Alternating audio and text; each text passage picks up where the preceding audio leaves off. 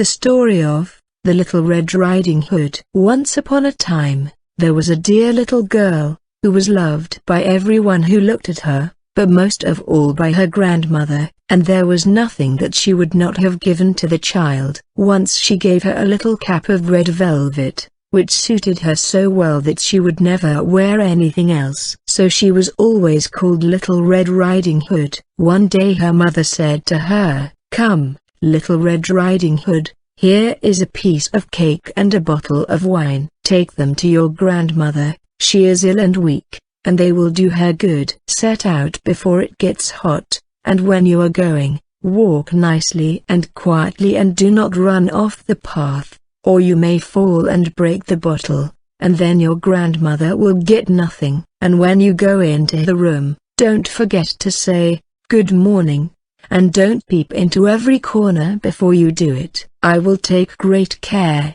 said Little Red Riding Hood to her mother, and gave her hand on it. The grandmother lived out in the wood, half a league from the village, and just as Little Red Riding Hood entered the wood, a wolf met her. Little Red Riding Hood did not know what a wicked creature he was, and was not at all afraid of him. "Good day, Little Red Riding Hood," said he. "Thank you kindly, Wolf." "Whither away so early, Little Red Riding Hood?" "To my grandmother's." "What have you got in your apron?" "Cake and wine. Yesterday was baking day, so poor sick grandmother is to have something good, to make her stronger." "Where does your grandmother live, Little Red Riding Hood?" "A good quarter of a league farther on in the wood. Her house stands under the 3 large oak trees. The nut trees are just below." "You surely must know it," replied Little Red Riding Hood. The wolf thought to himself, "What a tender young creature! What a nice plump mouthful!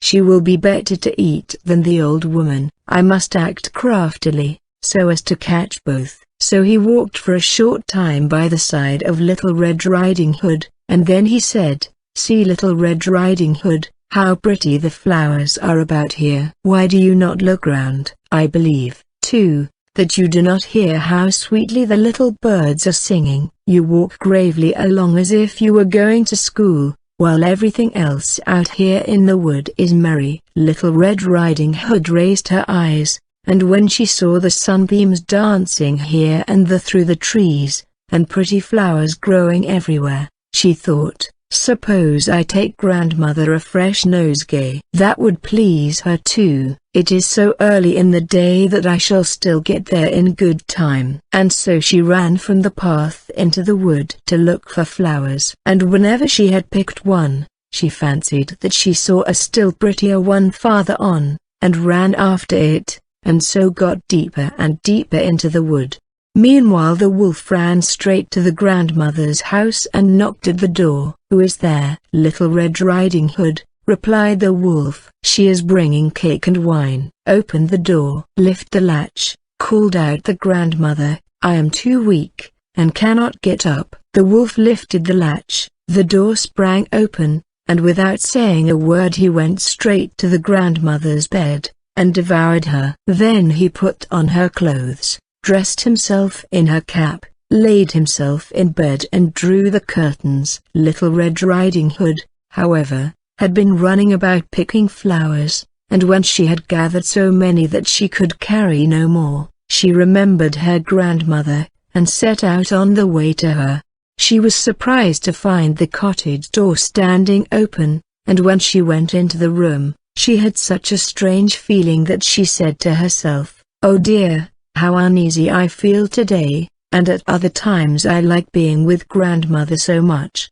She called out, "Good morning," but received no answer. So she went to the bed and drew back the curtains. There lay her grandmother with her cap pulled far over her face, and looking very strange. "Oh, grandmother," she said, "what big ears you have." "The better to hear you with, my child," was the reply. "But, grandmother, what big eyes you have," she said. "The better to see you with, my dear." "But, grandmother, what large hands you have." "The better to hug you with." "Oh, but, grandmother, what a terrible big mouth you have." "The better to eat you with." and scarcely had the wolf said this, than with one bound he was out of bed and swallowed up Little Red Riding Hood. When the wolf had appeased his appetite, he lay down again in the bed, fell asleep and began to snore very loud. The huntsman was just passing the house, and thought to himself,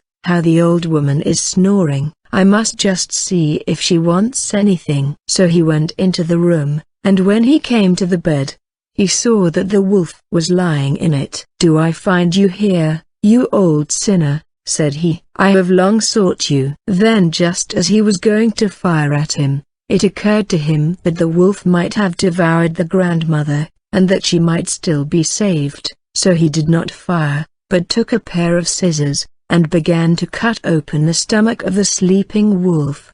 When he had made 2 snips, he saw the Little Red Riding Hood shining, and then he made 2 snips more, and the little girl sprang out, crying, "Ah! How frightened I have been!" How dark it was inside the wolf! And after that the aged grandmother came out alive also, but scarcely able to breathe. Little Red Riding Hood, however, quickly fetched great stones with which they filled the wolf's belly, and when he awoke, he wanted to run away, but the stones were so heavy that he collapsed at once, and fell dead.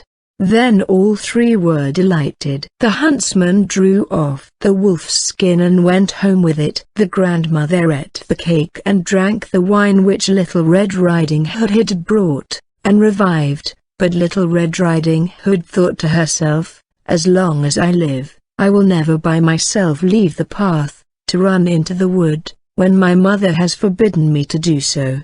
It is also related that once when Little Red Riding Hood was again taking cakes to the old grandmother, another wolf spoke to her, and tried to entice her from the path. Little Red Riding Hood, however, was on her guard, and went straight forward on her way, and told her grandmother that she had met the wolf, and that he had said good morning to her, but with such a wicked look in his eyes, that if they had not been on the public road she was certain he would have eaten her up. "Well," said the grandmother, "we will shut the door, that he may not come in." Soon afterwards the wolf knocked, and cried, "Open the door, grandmother, I am Little Red Riding Hood, and am bringing you some cakes." But they did not speak, or open the door, so the greybeard stole twice or thrice round the house, and at last jumped on the roof, intending to wait until Little Red Riding Hood went home in the evening, and then to steal after her and devour her in the darkness. But the grandmother saw what was in his thoughts. In front of the house was a great stone trough, so she said to the child, "Take the pail, Little Red Riding Hood. I made some sausages yesterday, so carry the water in which I boiled them to the trough." Little Red Riding Hood carried until the great trough was quite full. Then the smell of the sausages reached the wolf, and he sniffed and peeped down, and at last stretched out his neck so far that he could no longer keep his footing and began to slip, and slipped down from the roof straight into the great trough, and was drowned. But Little Red Riding Hood went joyously home, and no one ever did anything to harm her again.